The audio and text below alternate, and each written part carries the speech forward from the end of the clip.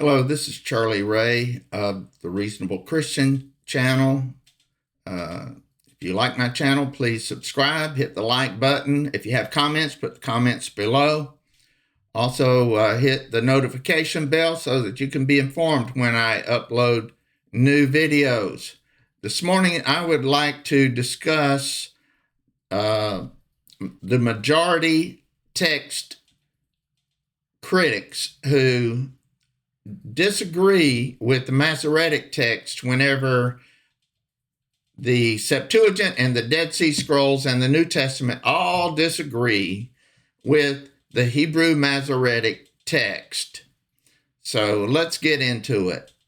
Okay, today I'm going to be discussing Stephen Hackett and his YouTube channel called Biblical Studies and Reviews. And Stephen Hackett only agrees with the Masoretic Hebrew text when it agrees with the Septuagint and the Dead Sea Scrolls and the New Testament. In other words, he's going to exalt the New Testament over the Old Testament, and he's also going to bring in extra biblical information from the Dead Sea Scrolls and other manuscript evidence from the Latin Vulgate, the Syriac, and other translations of the Hebrew Old Testament. So, first of all, I just want to show you that at the very beginning of his video, he commits a logical fallacy called the fallacy of the false dilemma or the false dichotomy.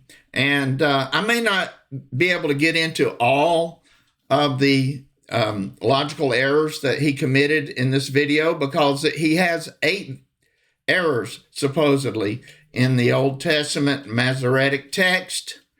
And so I don't have time to deal with all of them today. So I'm just going to take the first one today and maybe do the second one tomorrow. But let's get into that. Here we go. We're going to go over now to watch the beginning of the video, and then I will make some comments.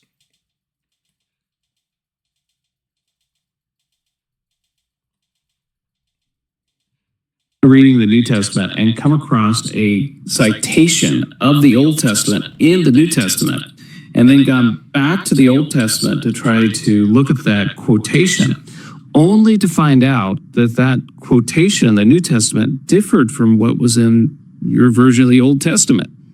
And one of the reasons for that is that sometimes the New Testament authors were citing the Septuagint, what would later be called the Septuagint, that is the Greek translation of the Hebrew Bible. And the Hebrew Bible... Okay, right away you can see that he's already assuming that the Septuagint is correct simply because it is quoted in the